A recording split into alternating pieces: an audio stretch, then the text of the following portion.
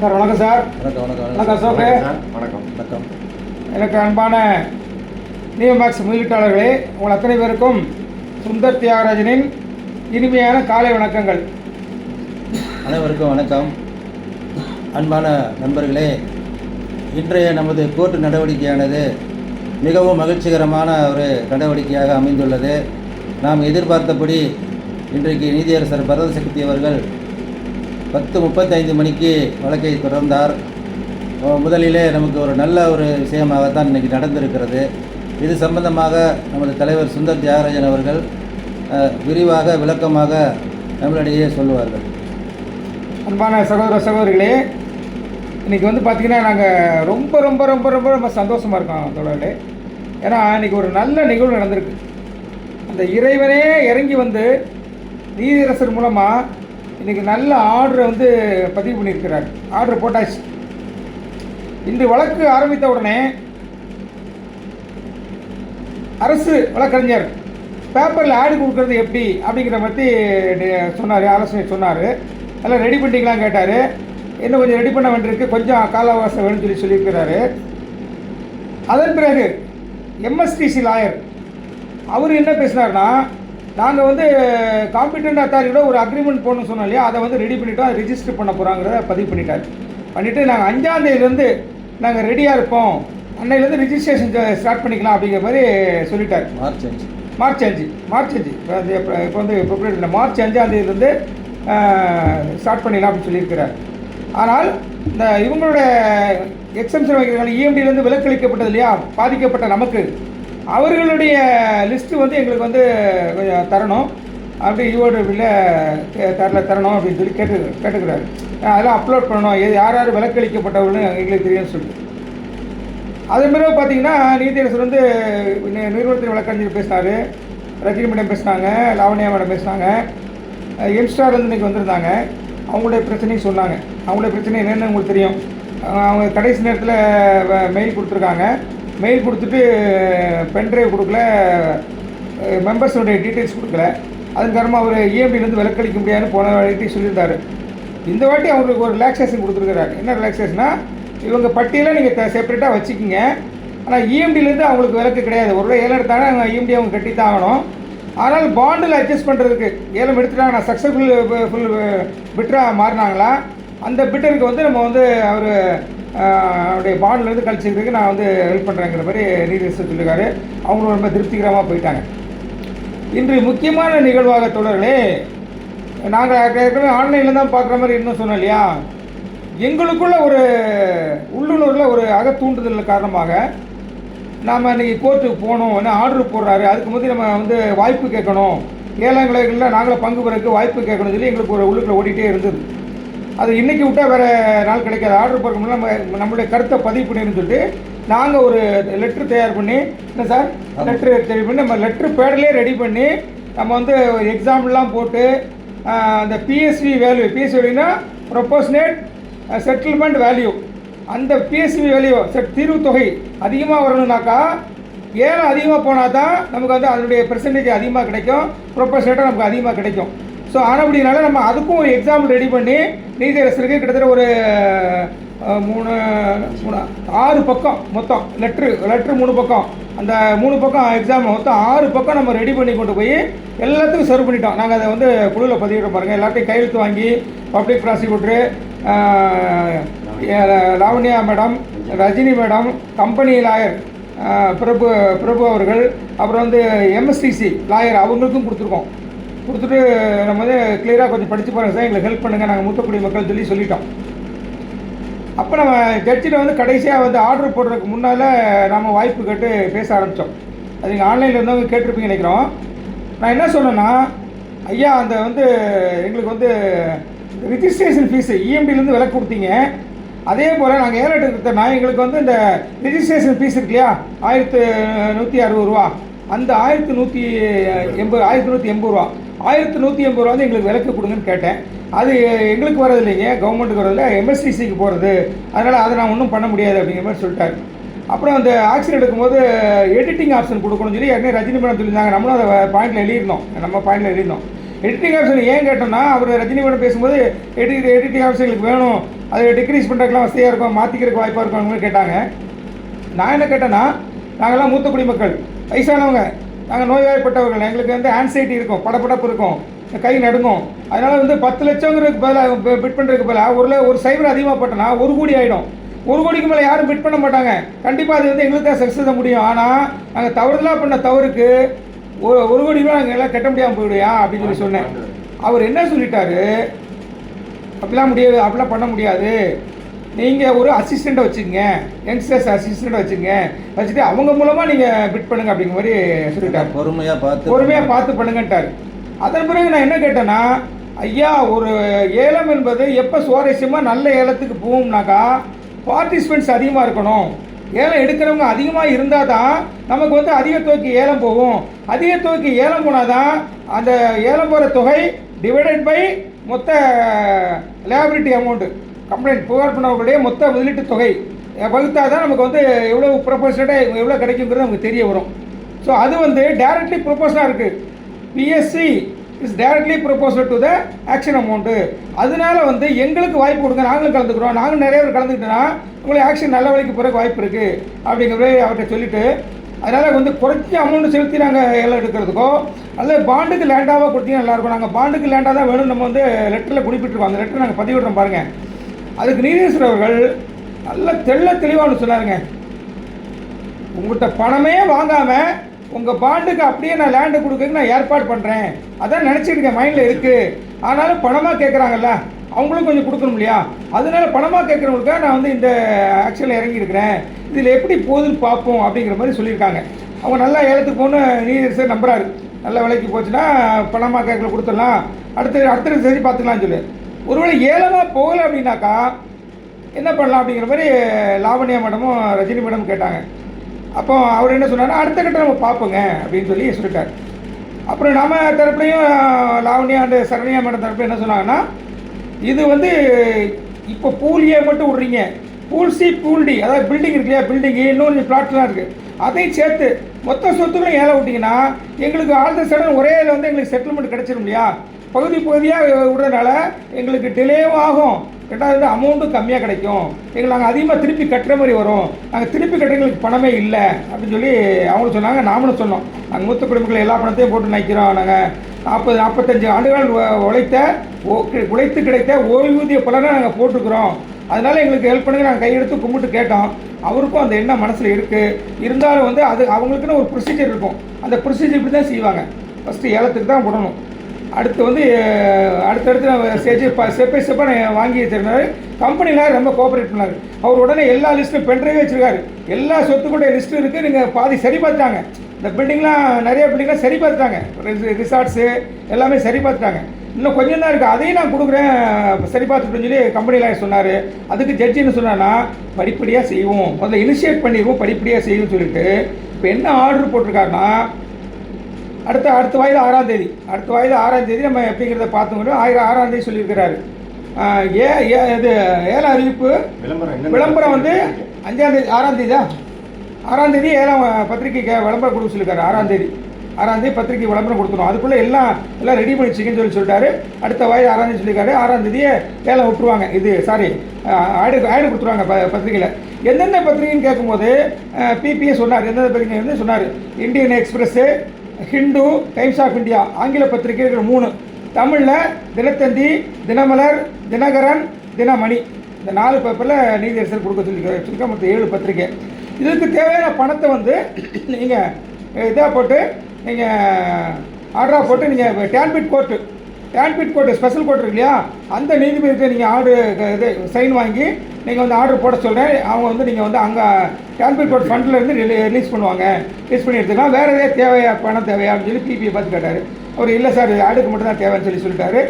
நல்லபடியாக போயிருக்கு. அடுத்து ஏலம் எப்போ ஸ்டார்ட் ஆகுதுன்னா நல்லா ஞாபகிச்சுங்க, 15/3 15/4 வரைக்கும் 1 மாதம் சரியாக ஓப்பனில் இருக்கும், அந்த போர்ட்டல் ஓப்பனில் இருக்கும். அதுக்கு இடையில வந்து இந்த பேப்பர் ஆடு கொடுத்தவொடனே 6ஆம் தேதியிலேருந்து இப்போ அந்த 15ஆம் தேதி வரைக்கும் ஒரு 7 நாள் இருக்கு இல்லையா, அந்த இடைப்பட்ட நேரத்தில் ரிஜிஸ்ட்ரேஷன் பண்ண சொல்லுவாங்க. தோழர்களே, ஒன்று நல்லா தெரிஞ்சுக்கிங்க, நாங்கள் பொதுவாக பேசுகிறோம், உண்மையாக பேசுகிறோம், ப்ராக்டிக்கலாக பேசுகிறோம். நல்லா கவனிச்சிங்க. இப்போ ஒரு சின்ன சின்ன குரூப் இருந்துட்டு சுப்ரீம் கோர்ட்டு போகணும்னு நிற்கிறான். ஏற்கனவே அட்வொகேட் கமிஷன் போட்டதை கெடுத்தான். அந்த கெடுத்ததே அவன் தான். வேறு செட்டில்மெண்ட் ஆகிருக்கும். நிறுவனத்தாரத்தில் லேண்ட் வாங்கியிருப்போம். நிறுவனத்தாரத்தில் லேண்ட் வாங்கியிருந்தோன்னா, நிறுவனம் மூலமாக லேண்ட் வாங்கியிருந்தோன்னா அந்த பதிவு கட்டணம் கம்மியாக இருந்திருக்கும் நமக்கு. ஆனால் இப்போ நமக்கு தண்டனை. நிறுவனத்தை எடுத்து நம்ம இது பண்ணுறோம் இல்லையா, கேஸ் கொடுத்துட்டோம். இப்போ நீதிமன்றத்தின் மூலமாக லேண்டு வேணாலும் சரி, எது வேணாலும் சரி சிக்கல் இருக்குது. ஏன்னா இன்றைக்கி இடியிலேருந்து வந்துட்டாங்க, ஐடியிலேருந்து வந்துட்டாங்க. அவங்க ஒன்றும் அதிகமாக ஒன்றும் சொல்ல, அவங்க வந்து பெட்டிஷன் தான் கொடுத்துருக்காங்க. இடியில் என்ன சொல்லிட்டாங்கன்னா அவரே சொல்லிட்டார். நீதியரசரே என்ன சொன்னார்னா, ஏற்கனவே அவங்க சொல்லிட்டாங்க ஐடியில் அவங்க வந்து இன்கம் டேக்ஸ் வந்து பாக்கி இருக்குது எங்களுக்கு, அதனால் ஏதாவது பேலன்ஸ் பணம் இருந்தால் அவங்களுக்கு திருப்பி கொடுக்கக்கூடாதுன்னு அவங்களே ப்ரேயர் பண்ணி வச்சுட்டாங்க. அதனால் அதை நம்ம பார்த்துக்கலாம். மீதி இருந்தால் எல்லாமே வந்து விக்டிம்ஸுக்கு போகணும். விக்டிம்ஸுக்கு போனது போக மீதி ஒரு வேளை இருந்தால் அதை வந்து ஐடிக்கு கொடுக்கணும் அப்படிங்கிற மாதிரி அவர் எனக்கு சொல்லிட்டாரு. ஸோ நல்லபடியாக போயிட்டுருக்கு. இதில் நம்ம ஒன்று முக்கியமாக கவனிக்க வேண்டியது என்னென்னா, தோழர்களே, அந்த குரூப்பு சின்ன குரூப்பு இல்லை, சின்ன புத்தி குரூப்பு, அந்த சின்ன புத்தி குரூப்பு இதை கெடுக்கணும்னு சுப்ரீம் கோர்ட்டு போகணும் நிற்கிறானுங்க. ஆனால் அது எல்லாம் நடைபெறாத அளவுக்கு, எல்லாம் வந்து யாருமே வந்து சுப்ரீம் கோர்ட்டுக்கு போகாத அளவுக்கு நீதியரசர் பார்த்து எல்லாருக்கும் ஸ்பேஸ் கொடுத்து அழகாக இதை கொண்டு போகிறாரு. நிச்சயமாக நல்லது நடக்கும், நல்லது மட்டுமே நடக்கும். ஆனால் நம்ம வந்து வீட்டில் படுத்துக்கிட்டால் தொப்புன்னு மடியிலேருந்து விழுமானா விழாது. இது ஏலத்துக்கு போகுமா என்னங்கிறது கொஞ்சம் சந்தேகம் எல்லாத்துக்குமே இருக்குது. நமக்கும் இருக்குது, இல்லைன்னு கிடையாது. சிவகாசி சின்ன புத்திக்காரங்க மட்டும் இல்லை, நமக்குமே அந்த பயம் இருக்க தான் செய்யுது. அப்படி ஏலத்துக்கு போகலை என்று சொன்னால் நாம் நிலங்களை எடுப்பதற்கு தயாராக இருக்க வேண்டும். நாமும் எடுக்காமல் போயிட்டோம்னா எஸ்ஓபி ஃபாலோ பண்ண சொல்லிடுவாங்க. தெரியும், நல்ல கல்லுவாங்க. இதெல்லாம் எச்சரிக்கையாக சொல்ல எல்லாத்துக்கும். நீங்கள் பயங்காட்டாக சொல்ல, இது ஒரு எச்சரிக்கை. நமக்கு நாமே எச்சரிக்கை பண்ணிக்கிறோம். ஏன்னா ஒருவேளை ஏலத்துக்கு சரியாக போகலை, பிளாட்டுகள் ஏலத்துக்கு போகலைனாக்கா அவர் கேன்சல் பண்ணிடுவேன்னு சொல்லியிருக்காரு. நீதியரசர் சொல்லியிருக்காரு, யார் சக்ஸஸ்ஃபுல் பிட்டராக இருந்தால் கூட அவங்களுக்கு வந்து இது கொடுக்கணுமா வேணாமா, அந்த வேல்யூ சரியாக வருதா, மக்களுக்கு திருப்பி கொடுக்கணும் இல்லையா, அவர் அதிக பணத்தை திருப்பி கொடுக்க முடியாது. அதனால் அதை அவங்கள வந்து அக்செப்ட் பண்ணுறதா இல்லை ரிஜெக்ட் பண்ணுறாங்கிறத நீதிமன்றம் தான் முடிவு பண்ணுங்கிறத ஒரு இதை சொல்லியிருக்கிறார். அதனால் இந்த சின்ன புத்திக்காரங்க மாதிரி நம்ம வீட்டில் படுத்திருந்தால் ஒன்றும் நமக்கு வந்து கிடைக்காது. ஒரு சில சின்ன புத்திக்காரர்கள் யூடியூப் வாயிலாம் வந்து உங்களெல்லாம் சொல்லிட்டு இருக்காங்க, யாரும் பிட் பண்ணாங்க, ஏலம் எடுக்காங்கன்னு சொல்லியிருக்காங்க. நான் இப்போ ஏலம் எடுக்கணும்னு யாரையும் நான் வற்புறுத்தலை. நம்ம என்ன பண்ணணும்னா, நாங்கள் நிலமாக வாங்கிக் கொள்வதற்கு தயாராக இருக்கிறோம் என்று அரசாங்கத்துக்கும் நீதிமன்றத்துக்கும் நாமல் எப்படி தெரிவிப்பது, முக்கியமான பாயிண்ட்டு. நான் ப்ராக்டிக்கலாக பேசக்கூடிய ஆள், யாருக்கு முட்டு கொடுத்து பேசல, நல்லா தெரிஞ்சுக்க தோழர்களே. நாம் வந்து நிலமாக வாங்கிக் கொள்வதற்கு தயாராக இருக்கிறோம் என்று எப்படி தெரிவிப்பது, அதுதான் நான் வரப்போகிறேன். அதுக்கு என்ன பண்ணணுனாக்கா, எல்லாரும் ஒரு 1180 ரூபா செலவு பண்ணி நீங்கள் வந்து ரிஜிஸ்டர் பண்ணிடணும். அந்த 6ஆம் தேதியிலேருந்து 15ஆம் தேதி வரைக்கும் ரிஜிஸ்ட்ரேஷன் பண்ணுறதுக்கு டைம் இருக்குது. ரிஜிஸ்ட்ரேஷன் ஃபீஸ் எவ்வளோ சொல்லியிருக்காரு, 1000 ரூபாய் ப்ளஸ் ஜிஎஸ்டி 18%. அப்போ 1180 ரூபா. ஒரு வருஷம் வேலிடாக இருக்கும். ஒருவேளை ஏலத்துக்கு சரியாக போனாக்கா நாம் நிலங்களாக வாங்கிக் கொள்கிறோம் என்று நீதிமன்றத்துக்கும் அரசாங்கத்துக்கும் உணர்த்தும் வண்ணமாக நாம் இதில் வந்து ரிஜிஸ்ட்ரேஷன் பண்ணி வச்சுக்கணும். ரிஜிஸ்ட்ரேஷன் இப்போ ஒரு நிறைய பண்ணோம். இப்போ 60,000 பேர், நம்ம 61,408 பேர் கம்ப்ளைண்ட் பண்ணியிருக்கோன்னா ஒரு 50,000 பேராவது நம்ம வந்து இந்த 1180 ரூபாய் ஒரு பணமாக பார்க்காம ஒரு சங்கத்துக்கு கொடுக்குற ஒரு சந்தா மாதிரி நினச்சிக்கிட்டு எல்லாருமே ரிஜிஸ்டர் பண்ணால் தான் நமக்கு வந்து பாண்டுக்கு நிலமாக கிடைக்கும். என்ன சார்? கண்டிப்பாக பாண்டுக்கு லேண்டாக கிடைக்கும். நல்லா இருக்குங்க, பாண்டுக்கு லேண்டாக கிடைக்கும். எக்ஸஸாக பணமும் கொடுக்க வேண்டியதில்லை. ஆனால் ஒரே ஒரு நமக்கு ஒரு தண்டனை என்னென்னா, நம்ம வந்து அரசாங்கத்தில் போய் புகார் கொடுத்ததுனால நம்ம அந்த பதிவு கட்டண செலவு 11% கட்டி தான் ஆகணும். அந்த விலையை கட்டி தான் ஆகணும். ஆனால் நல்லா உள்வாங்கி தோழர்களே, நம்ம வந்து அந்த சின்ன புத்திக்காரன் கெடுக்க பார்ப்பானுங்க. சின்ன புத்திக்காரன் யூடியூப்லேயும் கெடுக்க பார்ப்பான், சின்ன புத்திக்காரன் சுப்ரீம் கோர்ட் போகிறவங்க கெடுக்க பார்ப்பான். அவங்கள நாங்கள் யாருக்கு மட்டும் கொடுத்து ப்ராக்டிக்கலாக பேசுகிறோம். அதை தவறு விட்டோம் என்று சொன்னால், நம்ம ரெஜிஸ்டர் பண்ண தவறிவிட்டோம் என்று சொன்னால் எஸ்ஓபி ஃபாலோ பண்ண சொல்லிடுவாங்க. ரெடியாக இருக்காங்க அரசாங்கத்தில். எஸ்ஓபி ஃபாலோ பண்ணணுன்னு ஒரு உயர்மட்ட அதிகாரி தயாராக இருக்கிறாங்க. அவங்க என்ன பண்ணுவாங்க, எஸ்ஓபி தான் ஃபாலோ பண்ண சொல்லிட்டாங்கன்னா ஸ்டாண்டர்ட் ஆப்ரேட்டிங் ப்ரொசீஜர் கடைபிடிக்கப்பட்டால் 15 வருஷம் 20 வருஷம் இன்னும் முடியல. 554 கம்பெனி எஸ்ஓபி ஃபாலோ பண்ணி தான் முடியல. நமக்கு எதுவோ ஆண்டவருடைய கருணை, இறை தூதர் நமக்கு வந்திருக்கிறாரு. அவர் பாண்டுக்கு லேண்டாகவே கொடுத்துருவாருன்னு நாங்கள் நம்புகிறோம். அதுதான் நம்மளோட ப்ரேயரு. இல்லையா கொஞ்சோண்டு பணம் வாங்கிக்கிங்க, எங்களுடைய தீர்வு தொகையிலேருந்து கழிச்சிங்கன்னு சொல்லி நம்ம ப்ரே பண்ணி கொடுத்துருக்கோம். நம்ம லெட்டரும் கொடுத்துருக்கோம். அந்த லெட்டரை வந்து நாங்கள் நிச்சயமாக வந்து இன்றைக்கே பதிவிடுவோம். இந்த யூடியூப் பதிவிட்ட உடனே நாங்கள் பின்னாடியே அந்த லெட்டர்லாம் பதிவிடுவோம். கோர்ட்டு கொடுத்தது நாங்கள் ரொம்பவும் வந்து அதாவது கெஞ்சி, அதாவது இந்த மூத்தக்குடி மக்களுக்காக வந்து மனசிறங்கி செய்யுங்க, மெர்சி கருணை காட்டுங்க சொல்லிங்கிற மாதிரி தான் நம்ம கேட்டிருக்கிறோம். நிச்சயமாக மூத்த குடிமக்களுக்கு ஒரு மரியாதை இருக்குது, மதிப்பு மரியாதை இருக்குது, ஒரு கருணை எடுப்பில் அவங்க செய்வாங்க. அதனால் ஏலம் எடுப்பதற்கு மட்டும் இல்லை, நமக்கு இந்த பாண்டுக்கு லேண்டாக வாங்குறதுக்கு நாங்கள் கடுமையாக போராடிட்டு இருக்கிறோம். தொடர்ந்து போராடும் என்று கூறிக்கொண்டு, தோழர்களே அமைதியாக இருந்தால் பத்தாது, ரெஜிஸ்டர் பண்ணி ஆகணும். நீங்கள் ரெஜிஸ்டர் பண்ண தவறிட்டா நான் அது வந்து எச்சரிக்கையாக போயிடுறேன். இது எனக்கு வந்து எச்சரிக்கை தான். 1180 ரூபாய் ஒரு பணமாக பார்த்துட்டு நம்ம ஐயோ இவ்வளோ பணம் செலவு பண்ணி நினச்சிங்கனாக்கா நமக்கு லேண்டும் கிடைக்காது, பணமும் கிடைக்காது. எஸ்ஓபி ஃபாலோ பண்ணுன்னு ஒரு சில விருப்பப்படுற மாதிரி சின்ன புத்திக்காரர் விரும்புவது போல் எஸ்ஓபி ஃபாலோ பண்ணிட்டாங்கன்னா 15 வருஷம் 20 வருஷம் நமக்கு கிடைக்காது. மூத்தக்குடி மக்கள்லாம் நம்ம பரலோகம் போயிடுவோம், நம்ம பேரம்பேத்தி கூட போய் வாங்க முடியாமல் போயிடும். சிந்திச்சுங்க, உங்கள் சிந்தனைக்கு தான் சொல்கிறேன். இது வந்து ஒரு எச்சரிக்கை பதிவு. ஆனால் நாங்கள் சந்தோஷமாக இருக்கோம். நீதியரசர் நமக்காக வந்து பரிந்து பேசுகிறார். ஆண்டவரே அவர் மூலமாக பேசுகிறார் நம்புகிறோம். அதனால் வந்து கண்டிப்பாக வந்து நீங்கள் வந்து ரிஜிஸ்டர் பண்ணி ஆகணும். அது நம்ம சங்க உறுப்பினராக ஆகட்டும், சங்கத்திலே சேராதவங்க இருக்கட்டும், இந்த யூடியூப் பார்க்குற அத்தனை பேருமே சொல்கிறேன், நீங்கள் ஒருவேளை நியமனத்தை இது முதலீடு பண்ணியிருந்தீங்கன்னாக்கா இந்த வீடியோ கேட்குறவங்க தயவு செய்து உன்னை ஞாபகம் வச்சுங்க.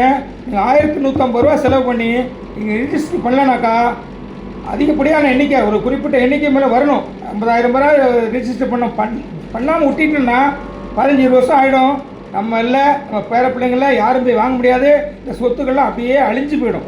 அல்லது யாராவது புண்ணியவங்க வந்து ஆட்டையை போட்டு போயிடுவாங்க. ஒரு எச்சரிக்கை பதிவு எடுத்துங்க. அதனால் நாங்கள் சந்தோஷமாக நல்லது நடக்கும், நல்லது மட்டுமே நடக்கும். தொடர்களே நீங்கள் சொல்லுமா சார்? அதாவது இந்த ஏலம் வந்து நல்லபடியாக போயிடுச்சு அப்படின்னு சொன்னால் நம்ம கவலைப்பட வேண்டிய அவசியமே இல்லை, பணமாக கிடச்சிடும். எல்லாரும் புரிஞ்சுக்கிறோம். இது நம்ம வந்து ஏன் நம்ம வந்து நிலமாக வாங்கிக்கிறோம்னு சொன்னால், இந்த ஏலம் நடைமுறையில் வந்து நடக்காமல் போயிடுச்சு, யாருமே ஏலம் எடுக்க வரலை அப்படின்னு சொன்னாக்க அடுத்த கட்டமாக நீதியரசர் என்ன பண்ணுவார்னு சொன்னால் கவர்மெண்ட்டு கொடுத்துருவார்.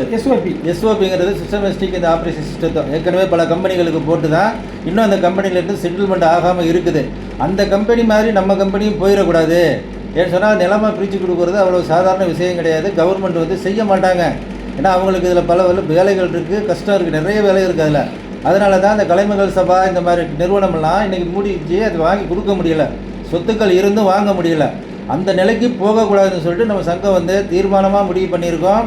அனைவரும் இதில் ரெஜிஸ்டர் பண்ணி வச்சுக்குவோம் ஃபஸ்ட்டு. அப்போ தான் வந்து நம்ம வந்து இறுதியாக நம்ம வந்து நாங்கள் இடத்த கூட நாங்கள் வாங்கிக்கிறோம் அப்படின்னு சொல்கிறதுக்கு ஒரு வாய்ப்பு கிடைக்கும். இது வந்து யாரும் பயமாக எடுத்துக்காதீங்க. ஏலம் போகலைன்னா தான் அந்த பிரச்சனை. ரிஜிஸ்டர் பண்ணால் மட்டும் போதும். நீங்கள் ஏலம் எடுக்கணும் நாங்கள் சொல்ல, நீங்கள் பணத்தை கொடுக்கணும். 1150 ரூபா செலவு பண்ணி ரிஜிஸ்டர் பண்ணிடணும். அது என்ன, எதுக்கு உணர்த்துறோம், யாருக்கு உணர்த்துறோம்? அரசாங்கத்துக்கு ஐயா நாங்கள் நிலங்களாம் வாங்குறவங்க தயாராக இருக்கிறோம், ஒருவேளை ஏலத்துக்கு போனால் எங்களுக்கு நிலமாவே கொடுத்துருங்கன்னு சொல்கிறது தான் அர்த்தம். ரிஜிஸ்டர் பண்ணோம். ஏலம் நல்லா போயிருச்சுன்னு சொன்னால் யாருக்குமே பிரச்சனை கிடையாது. பணமாக கேட்குறவங்களுக்கு பணமாகவும், இடமாக கேட்குறவங்களுக்கு இடமும் கொடுத்துருவாரு. அது போகாத பட்சத்தில் நம்ம இந்த முடிவுக்கு வர வேண்டும் நண்பர்களே. அதனால் எல்லாம் ரெஜிஸ்டருக்கு தயாராக இருங்க, ரெஜிஸ்டர் பண்ணி வச்சுருங்க. இதுதான் நல்லது. நம்மளையும் நம்ம நிறுவனத்தையும் நம்ம நிலங்களையும் காப்பாற்ற முடியும்னு நமக்கு சொல்லிக்கிறோம். அப்படி அது உங்களுக்கு ஏதாவது டவுட் இருந்தாங்க எப்படி ரிஜிஸ்டர் பண்ண சொல்லிட்டு நாங்கள் வந்து மூத்த குடிமக்கள் சங்கம், இளைய குடிமக்கள் சங்கம் சார்பாக நாங்கள் ஒரு இடத்துல இருந்து கல்யாண மண்டபம் ஏதோ பிடிச்சி நாங்கள் ஸ்பெஷல் ஜிபி மாதிரி போட்டு உங்களுக்கெல்லாம் ட்ரெயினப் பண்ணுவோம். ரிஜிஸ்டர் பண்ண ரொம்ப ஈஸி தான், ஒரு பெரிய வேலை கிடையாது. அதுக்கு வந்து பேர், ஆதார் கார்டு நம்பரு, புகார் என்ன புகாரெல்லாம் கொடுத்துருவாங்க, எல்லாம் அப்டேட் பண்ணிடுவாங்க. அதுக்கப்புறம் வந்து பேன் நம்பர் இருந்தால் போதும், ரெஜிஸ்டர் பண்ணி நாங்கள் வந்து இப்போ ட்ரைனிங் கொடுப்போம். அதே போல் அடுத்த வாய்தா வந்து 6ஆம் தேதி, மார்ச் மாதம் 6ஆம் தேதி மதுரை பெஞ்சுக்கு மதுரைக்கு வந்துடுவார். மண்டே திங்கட்கிழமை முதல் நீதியரசர் வந்து மதுரைக்கு வராங்க. நமக்கு ரொம்ப நல்லா பற்றி மதுரைக்கு வராங்க. நமக்கு வாய்தா வந்து 6/3/2026. அவங்க திங்கட்கிழமை அங்கே வந்துடுறாங்க, மதுரைக்கு வந்துடுறாரு, சார் வந்துடுறாரு. நம்ம வந்து இனிமேல் வந்து நம்ம மண்டே அங்கே தான் அட்டன் பண்ணிருக்கோம். 6ஆம் தேதி மதுரையில் தான் அட்டன் பண்ணிருக்கோம். நல்லபடியாக போய்ட்டு கவலைப்படாதீங்க. நமக்கு வந்து நம்ம முதலீடுக்கு ஈக்குவலான நிலங்களை நாம் பெறக்கூடிய வேலை சீக்கிரம் வருது. நாம் நம்ம முதலீட்டுக்கு இணையாக யார் எவ்வளோ முதலீடு பண்ணியிருக்காங்க அது முதலீட்டுக்கு இணையாக பணமாகவோ நிலமாகவோ பணமாக வாங்க வேண்டும்னா ஏலம் போகணும். அது நீங்கள் ப்ரேயர் பண்ணுங்க. ஏலம் போகலை, நம்மளாம் எடுக்கணும்னு அவசியம் கிடையாது. நிறையா சிக்கலாம் இருக்குது. நம்ம எடுக்கணுமா வேணாமாங்கிறது உங்கள் விருப்பம். அது நாங்கள் லெஃப்ட்டு உங்கள்கிட்ட விட்டுறோம். ஆனால் தேர்ட் பார்ட்டி வருவாங்களான்னா வெள்ளை பணத்தை இதை வந்து மாற்றணும், ஒயிட் பண்ணி கொடுக்கணும். ஏன்னா நீதிமன்றத்திலாம் விடுற ஏலம். அதனால தான் எங்களுக்கு அச்சமாக இருக்குது. வெள்ளை பணத்தை கொடுத்து எடுக்க வருவாங்களா, ஒயிட் பண்ணி கொடுத்து எடுக்க வருவாங்கன்னு டவுட்டாக. அதனால தான் நாங்கள் அடிக்கடி சொல்லிட்டு இருக்கோம். அதனால் நாம் ரிஜிஸ்டர் பண்ணி வச்சுக்கிட்டோம்னா நம்ம 15 வருஷம் 20 வருஷம் தள்ளி போகிறத நாமளே தடுத்து நிறுத்தலாம். அதுக்கு நீங்கள் தயாராங்க. நன்றி தோழர்களே, நன்றி.